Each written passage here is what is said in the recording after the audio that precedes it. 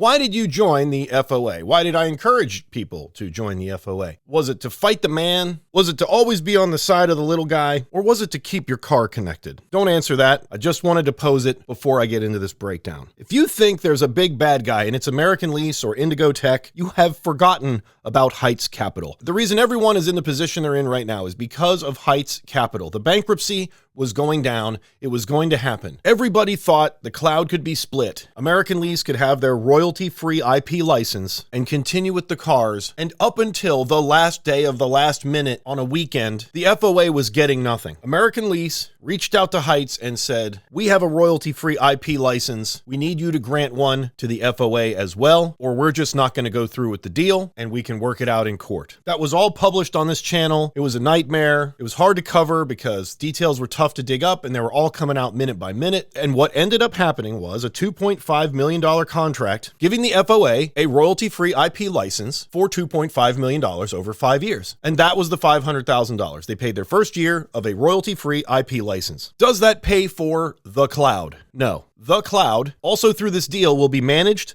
by Indigo, accessed by American Lease and the FOA. American Lease through the license they were granted through the bankruptcy, the FOA through the license that they purchased for $2.5 million over 5 years. And Indigo was running the cloud, but they had to manage it. So there are management fees. American Lease was paying $100,000 a month for management fees. The Fisker Owners Association was paying $125,000 a month for management fees. And the liquidating trustee was paying some sum of money between $1 and $2 million to Indigo strictly for the purposes of hiring, developing, and implementing the NHTSA recalls only. These management fees were not going to be collected from the FOA until January 1st, but the cars were going to stay online anyway. Obviously, this $2.5 million deal didn't happen January 1st. It happened in October, but the FOA would start being responsible for management fees January 1. This was part of an agreement. The other part of the agreement was for cloud expenses to be split between American Lease and the Fisker Owners Association at a real-time percentage. So, American Lease owns 3,000 cars. There are 4,000 FOA members. You can break that down. So if 7,000 cars are active and 3,000 of them are owned by American Lease and 4,000 of them are owned by Fisker Owners Association members, then you can look at those percentages. So let's take another look at fees. $500K was for a royalty-free IP license. FOA also owed $125,000 a month in management fees to Indigo and around 55%, depending on the month or the day or the users or the total members, of the costs to keep that cloud running. Those costs are AWS, Azure, Microsoft, all of those things. And of course,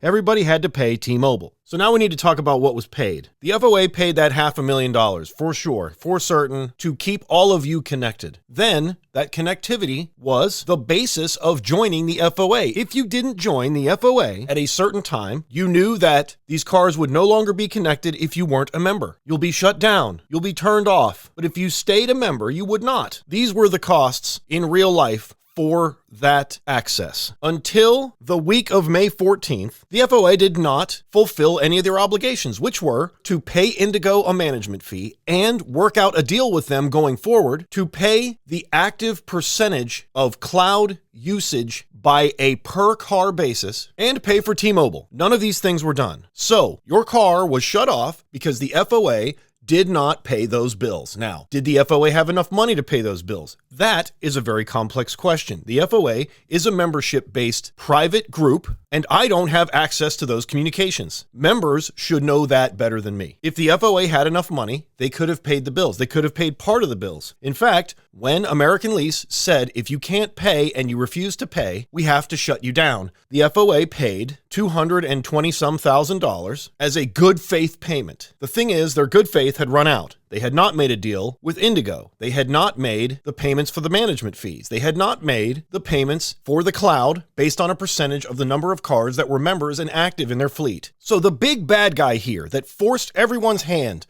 and made these costs what they were was Heights Capital. The big hurdle here as far as technology and access was the hard coding of the T-box in the Fisker Ocean that made this cloud one cloud only. The good faith here is Indigo continuing to grant access to the FOA member cars in good faith, knowing these payments would eventually come, and American Lease paying all these bills in good faith, waiting for a response that was satisfactory based on forming a long-term relationship with the FOA or continued and up-to-date payments. If you want to know why your car was connected from October 31st until the week of May 14th, it was good faith from Indigo Tech and American Lease. If I got any of this wrong, and the FOA is willing to come on and show that they do not owe management fees to Indigo Tech that they didn't pay, and they're willing to show that they do not owe a per car member percentage of cloud usage, I am happy to hear anyone out. But the amount of information that I have access to says these things, specifically, concretely, and based on factual evidence. The FOA has not approached me to come on the channel. And if they have evidence that these bills were not being provided to the FOA,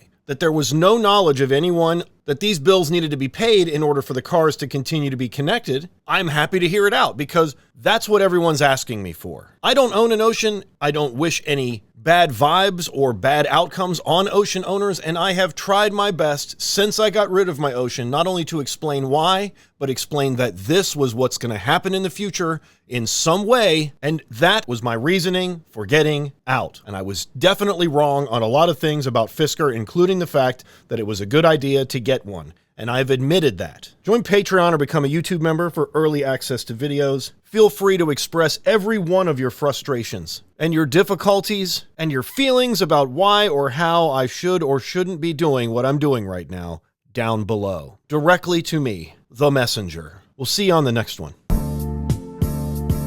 Hey! Smash the like button! Thank you.